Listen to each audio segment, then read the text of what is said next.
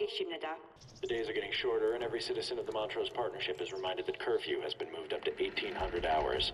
Early to bed, early to rise. Robert Jacobs? The music that makes your workday. Is this the home of Robert Jacobs? Against the wall! Robert Jacobs, why are you so reluctant to serve your country in its time of need? We understand that you have lost everything, but you must take heart in what patriotism can bring you. Our glorious leader, Kim Jong-un, will teach you to unlock your country's natural resources, bringing prosperity to all. It is a gift to you. You have forced us to examine your dedication to America's cause. Take him away!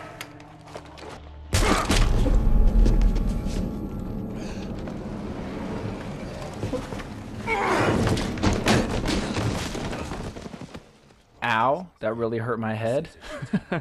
What's up, ladies and gents? This is Idaho Dub, and you are watching Chapter 1, Part 1 of the Homefront campaign.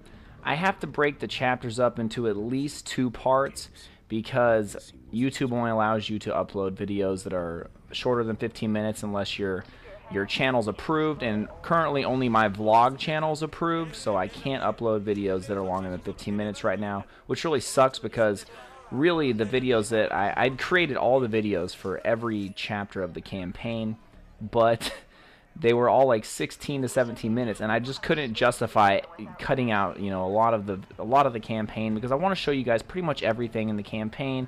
For those of you who aren't going to play it, or for those of you who are thinking about maybe getting the game, I mean, I don't know that people get games, you know, especially first-person shooters, to play the campaigns, but I myself, I like to play the campaigns on every game I get.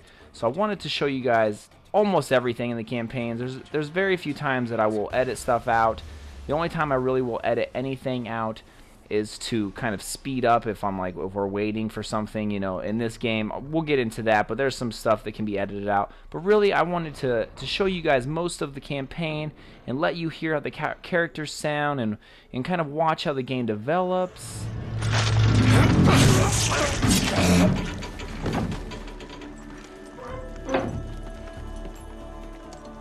You can thank me later. So that is why I decided to split the videos up instead of cutting certain stuff out. So let's get into the actual game right now. And we are, if you don't know the premise of Homefront, the North Koreans have taken over America. The setting is in 2050, either 2050 or 2050 something, I believe. And the North Korea has taken over the United States. We are currently in Montrose, Colorado, which I find very ironic because I actually have family from Montrose, Colorado. And it was very funny when I first heard that the game was taking place in Montrose. So it is funny to me. I'm not from Colorado, I just have family there. So North Korea has taken over, and basically what's going on is there's a lot of concentration camps, very similar to, they call them work camps, I believe, in the game, or labor camps. Sorry, labor camps in the game. So, you know, very similar to you know, it's got a Holocaust type feel. So it's a very graphic game, and you get the sense of that right from the very beginning of the game. So if there's any children watching this video and you know that you shouldn't be watching this video, make sure you hit the thumbs up. And you can continue to watch. I don't really care. Give me those views.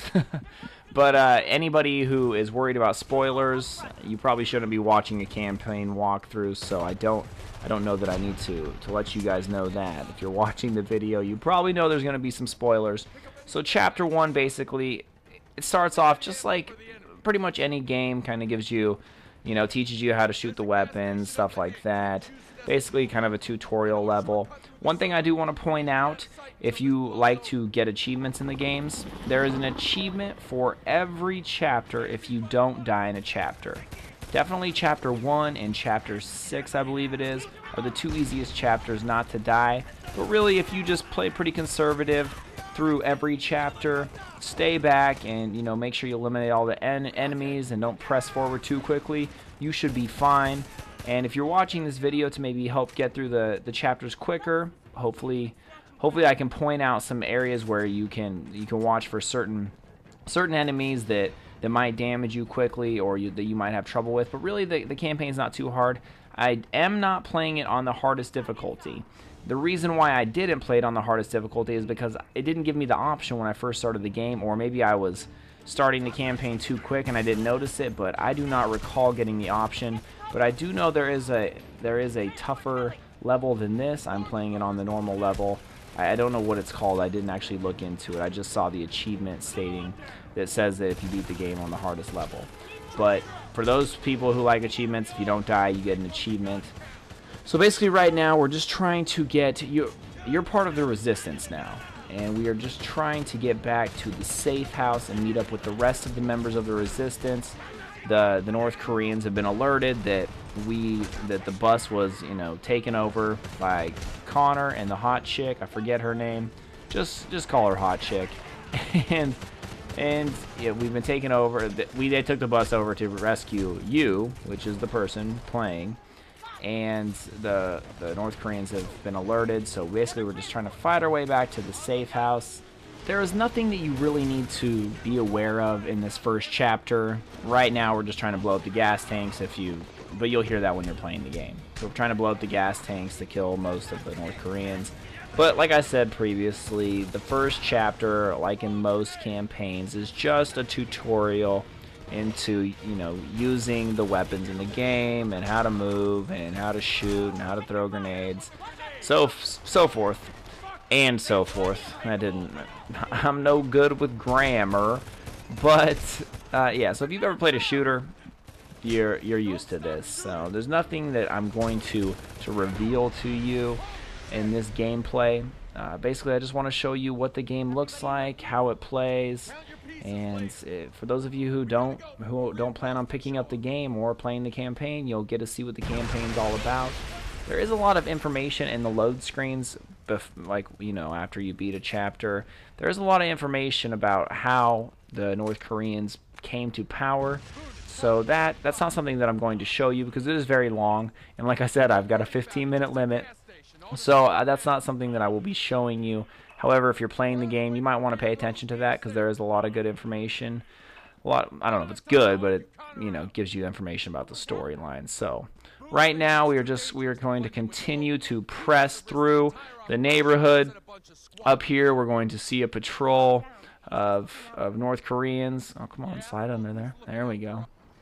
And we just need to wait for them to pass us by. This is one of those moments where I will go ahead and fast forward the video play a little bit because I don't want to wait for them to walk. So that brings us to the halfway point in Chapter 1. We will continue the rest of Chapter 1 in the next video.